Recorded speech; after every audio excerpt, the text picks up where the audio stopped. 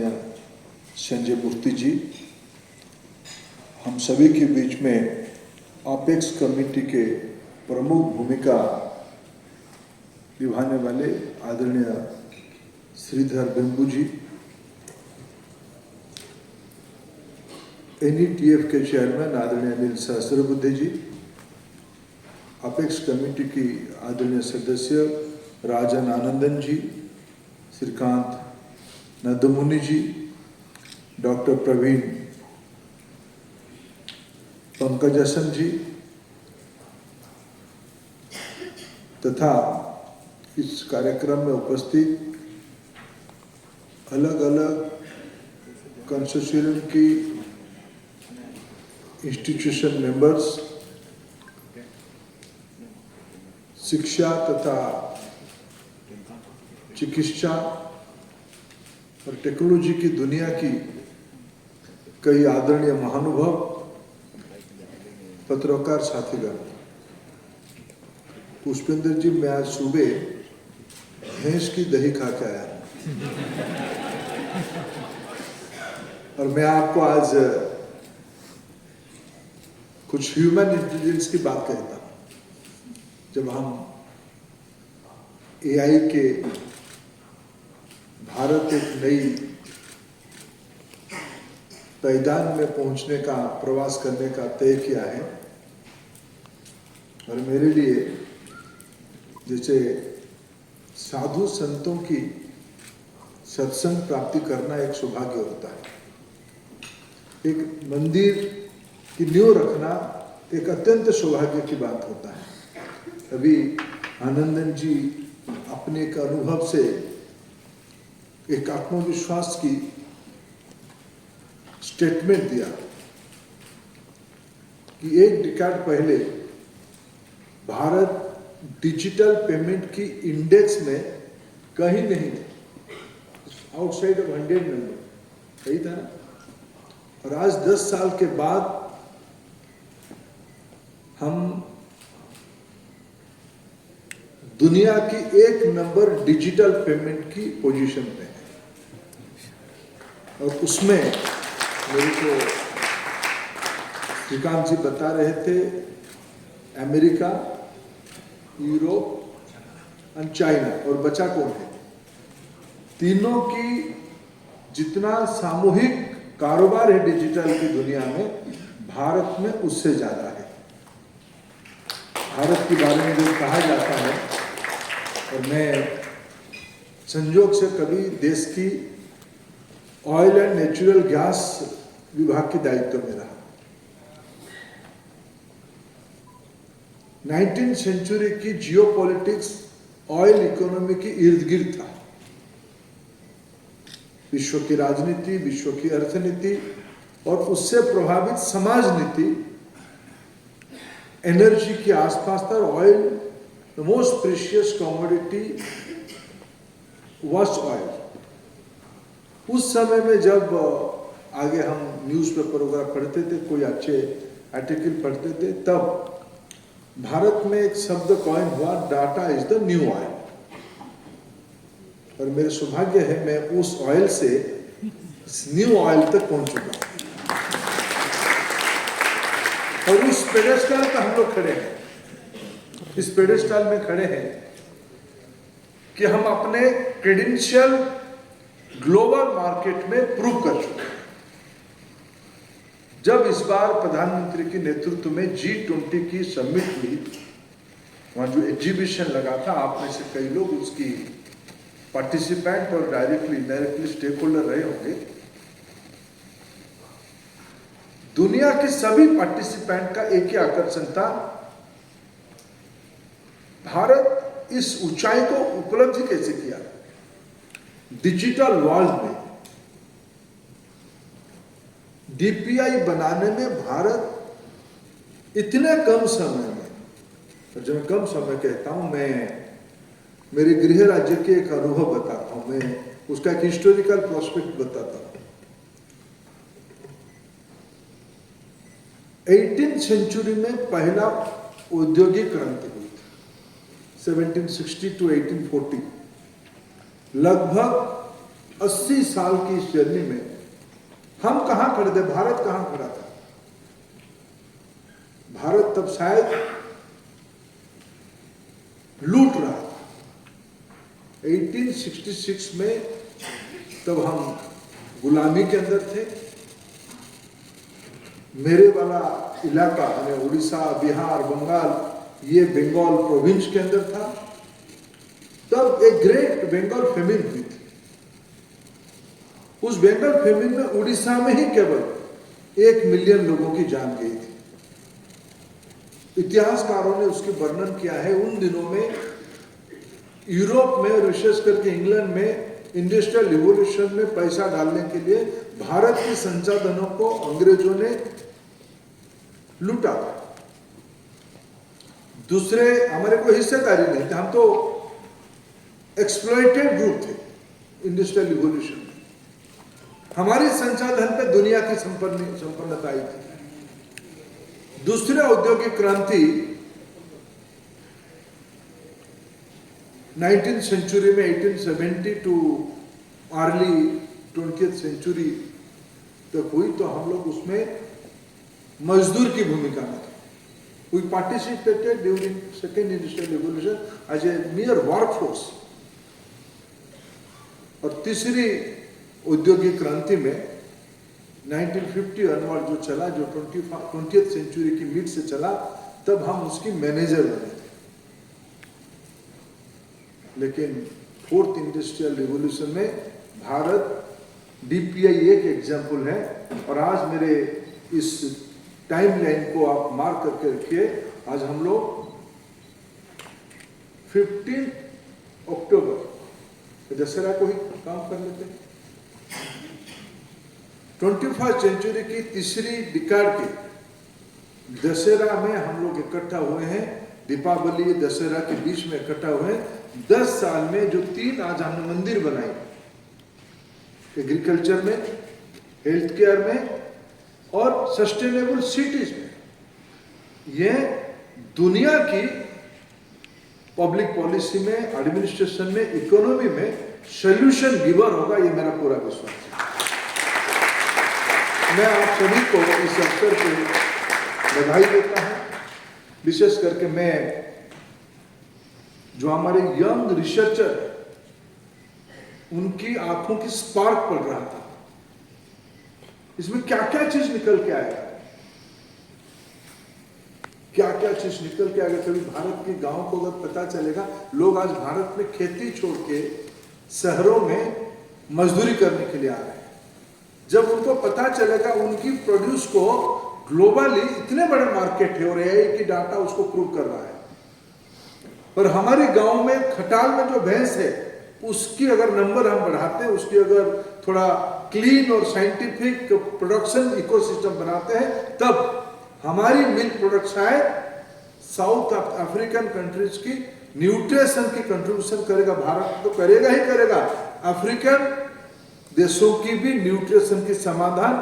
तभी तो प्रधानमंत्री जी ने जो कहा कि हम वसुधैव कुटुंबकम को साकार करने के लिए विश्व बंधु की भूमिका निभानी है। ये आउटकम है G20 की।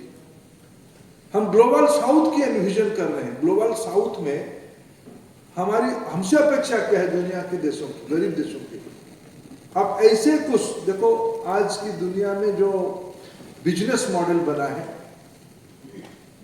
उस बिजनेस मॉडल में दुनिया की गरीबों की हक नहीं है। जो इनोवेशन है, जो टेक्नोलॉजी, जो डिसरप्शन आई है, उसमें विश्व की गरीबों की कोई हिस्सेदारी नहीं है। भारत सदैव, हम तो विद्या को कभी कमर्शियलाइजेशन की दृष्टि से दिखाई नहीं। विद्यादानम श्रेष्ठ ऐसे हमने मानने वाले लोग। आज जो नॉलेज परस्यूट आज हो रहा है, इसमें भारत की अर्थनीति, भारत की सामाजिक व्यवस्था, विशेष करके नई पीढ़ी को रोजगार दिलवाना, और एआई तो नया नया कल्पना लेके आ रहा है। उस कल्पना में हम यहीं बैठ के, मैं हेल्थ केयर की मॉडल को समझ रहा था। उस हेल्थ केयर मॉडल में आपने सही कहा कि हमारी हाथ में जो मोबाइल टेलीफोन है उसमें क्या फीचर है हमें भी मालूम नहीं, अच्छे लोगों को मालूम नहीं है। लेकिन भारत में 100 करोड़ से ज्यादा स्मार्टफोन हो जाएगा। आज संयोग से मोबाइल कांग्रेस हो रहा है देश में, आज मोबाइल कांग्रेस हो रहा है। उस मोबाइल कांग्रेस में जो मोबाइल की रिवॉल्यूशन हुआ है देश में, और नए सस्ते अफोर्डेबल नए स्मार्टफोन आएंगे, उसमें चलेगा क्या? ये हम तीनों के मंदिर से निकलने वाले जो प्रसाद निकलेगा, लोक कल्याण की नया आयाम उसमें से जुड़ेगी। और इसके काम हमें कोई कंफ्यूजन नहीं है कि इंडियन हायर एजुकेशन इंस्टीट्यूशन वो सेंट्रली फंडेड इंस्टीट्यूशन हो, स्टेट फंडेड इंस्टीट्यूशन हो, या फिलैंथ्रोपिक ऑर्गेनाइजेशन से चलने वाले जो इंस्टीट्यूशन है, उसमें टैलेंट की कोई कमी नहीं है। आज हमारी आवश्यकता है, मैं माननीय प्रधानमंत्री जी को फिर आज के अवसर पे देश की ओर से आभार प्रकट करता हूं। उन्होंने 2023-24 की फाइनेंशियल ईयर में जब 23 फरवरी महीने में वित्त मंत्री जी ने बजट स्पीच दी थी, तब उन्होंने कहा था हम 1000 करोड़ रुपया की विनिमय में centre of excellence in 3 sector में बनाएंगे। जब हमारी टीम शिक्षा विभाग में बैठे, मेरे को पहला प्रेजेंटेशन दिए। आजकल तो नैक में थोड़ा इधर उधर हो जाने से 4 पैरवी आ जाता है, हमारे इंस्टीट्यूशन को क्यों छोड़ दिया आपने? तो मेरे मन में था कि ये ट्रांसपेरेंटली होगा कैसे, और विशेष करके विद्वानों में किसके पास ज्यादा बुद्धि है, इसको क्यों ना आकलन करेगा। ये बड़ा चैलेंज था, लेकिन मैं श्रीधर वेम्बुची और उनकी पूरा टीम को आभार प्रकट करता हूँ। हमारे डिपार्टमेंट के अधिकारियों को धन्यवाद देता हूँ। संजय मूर्ति जी, सोनिया जी, विश्वजीत जी, सब कुल कीन लग के कम से कम हमारी समय में एक पारदर्शी तरीके से, अब ये सिर्फ 6 इंस्टीट्यूशन नहीं है, 4 इंस्टीट्यूशन को आज हमने स्टेज पे बुलाया। AIIMS Delhi, IIT Delhi, Kanpur IIT और रोपर आईआईटी, शायद इसके साथ मिलाएं तो अराउंड मोर देन 50 इंस्टीट्यूशन है। अब सब लोग उसकी स्पोक बन जाओगे, और उसमें मैं कैसे सपना देखता हूँ, मेरे इंटरेस्ट क्या है उसमें ये 3 सेंटर एक नई प्रकार के स्टार्टअप इकोसिस्टम को बनाएगी। ये सेंटर ऑफ एक्सीलेंस हजारों नई पीढ़ी की सामान्य लड़कों को बिलियनर बनाने के सपना दिखाएगी। मैं कुछ दिन पहले आईआईटी गांधीनगर की रिसर्च पार्क में गया था। मैं दिव्यांग भाई को वहां देखा, दिव्यांग यंगस्टर्स को वहां देखा। उन्होंने एआई की छोटी सी मॉडल हमको दिखाया था। उसमें खड़गपुर आईआईटी का वो स्टूडेंट था, रहने वाला पूर्वांचल के था, उत्तर प्रदेश की, शायद इलाहाबाद की तरफ का कहीं का था, लेकिन रिसर्च पार्क आईआईटी गांधीनगर में काम किया। उसकी प्रोडक्ट क्या था? यूजुअली हमारे देश में आज कोई इनोवेशन टेक्नोलॉजी की बात कहा जाएगा तो कोई मेशिंग टूल के बारे में, और ज्यादा से ज्यादा कोई सॉफ्टवेयर डेवलपमेंट के बारे में लोगों की सोच पहुंच पा रही है।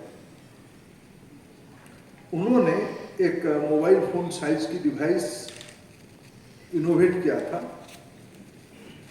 उस मशीन में कोई वेजिटेबल, कोई फ्रूट के ऊपर उसको थोड़ा स्कैनिंग करेंगे तो उसमें डाटा प्रोसेसिंग होकर उसको बताएगा उस फ्रूट की और वेजिटेबल की क्वालिटी क्या है। मैं उसको पूछा इसकी एप्लीकेशंस क्या होगा? बोले बड़े बड़े मंडियों में क्वालिटी और वेजिटेबल और फ्रूट्स को चेक करने के लिए ये एक प्रकार से मदद करेगी, टेस्टिंग करने के लिए मदद करेगी। तो हमारे देश में नई पीढ़ी के पास कल्पना की कभी कमी नहीं था। इसलिए रिसर्च, इनोवेशन, नई टेक्नोलॉजी बनाना और अफोर्डेबिलिटी के साथ बनाना, लोक कल्याण के लिए बनाना, ये हमारे देश की परंपरा है, ये हमारी मिशन है। इसीलिए मैंने कहा कि मेरे लिए आज ये जो कार्यक्रम हो रहा है ये एक अत्यंत उच्च कोटि की संत समाजों के समागम जैसे मेरे लिए समान है। जेंटलमैन नोबेल लॉरेट की कॉन्फ्रेंस में इसको मानता हूँ। ये आने वाले दिनों में विश्व की समस्याओं के समाधान निकालेगी, इसीलिए निकालेगी कि बाकी स्कैंडिनेवियन कंट्री कुछ इनोवेशन करते हैं, एक्सपेरिमेंट कहाँ करेंगे, मार्केट एक्सेसिबिलिटी कहाँ है। हमारे एम्स में जितने पेशेंट आते हैं शायद कई सारे यूरोपियन देश की टोटल पेशेंट की संख्या उतनी होगी। भले भले आपसे निकाल कुछ दे, लेकिन उसकी सक्सेसफुल क्लिनिकल एक्सपेरिमेंट कहाँ होगी। हमारी एजुकेशन इंस्टीट्यूशंस में जो मेंटरशिप करने के लिए जो हैंड होल्डिंग करने वाले जो इकोसिस्टम है, दुनिया में कम जगह पे इस प्रकार के इकोसिस्टम है। हमारे देश में जो एक्सेसिबिलिटी ऑफ मार्केट है, जो साइज ऑफ मार्केट है, ये आने वाले कम से कम 50 साल के लिए भारत के एडवांटेज होकर रहेगा। जब कहा जाता है 21st सेंचुरी भारत की सेंचुरी होगी, नॉलेज बेस्ड सेंचुरी होगी, नॉलेज बेस्ड इकोनॉमी की सेंचुरी होगी, भारत इस प्रकार की इनिशिएटिव से न केवल खुद की समस्या का समाधान निकालेगा, विश्व के कल्याण की भी समाधान निकालेगा। मैं आज के अवसर पे सभी स्टेक होल्डर को, सभी पार्टिसिपेंट को बहुत बहुत आभार प्रकट करता हूँ। बहुत बहुत धन्यवाद इस अच्छे कामों में जुड़ने के लिए। धन्यवाद। बात करते हैं, फार्मर्स की बात करते हैं, तो we have to speak in English so they can also get the message what we are talking here. So food is very important. Whatever we do, हम जो भी करते हैं सब खाने के लिए ही करते हैं। तो खाना is very important and that what IIT Ropar is going to work on it. जब हम बात करते हैं ग्रीन रेवोल्यूशन की, तो ग्रीन रेवोल्यूशन तो पंजाब से ही स्टार्ट हुआ था। So now revolution in agri-tech will also start from Punjab itself. That is IIT Ropar. So IIT Ropar will lead this sector. Why IIT Ropar? IIT Ropar जो है is not a older IIT. हम एक young IIT हैं and one of the fastest growing IIT हैं. When young minds meets, they deliver. And we are going to deliver. So this is our promises. Being a younger IIT, we will deliver it. And thanks for the committee for the trust they put in us. So we have now under the pressure also. So our mission is quality food for everyone. अच्छा खाना सबको देना है, वो हमारा mission है। और कैसे हम अपने पैदावार को बढ़ाना है, हमारे जो फार्मर्स की इनकम को कैसे बढ़ा सकते हैं, how we can use technology and we can. और सबसे अच्छी बात है कि अभी हम जब इसका अनाउंसमेंट हो रहा है, and it's my self coming for long time in Sweden, कि 8 अक्टूबर को इस साल का जो फिजिक्स में जो नोबेल प्राइज अनाउंस हुआ है, that is for AI and machine learning, and we are on the right path. People has recognized what AI can do, and we are already on the board. And we want to be leader in the world in AI, and we can deliver it also. और agriculture में we want to be number 1 country. हम food security की बात करते हैं, we want to secure the food for everyone. So इससे ज़्यादा मैं कुछ और नहीं बोलूँगा, and now I will give mic to the Pushpa. Thank you. Thank you, sir. Considering the time that we have got, and my director already spoke the gist of it, I will be quick, and I really hope that I will be able to pass the message to all of you.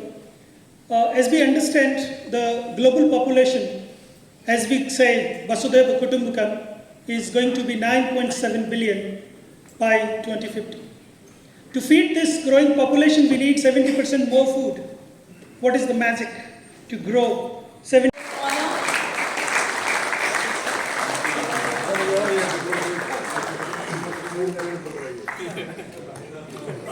Yes, sir.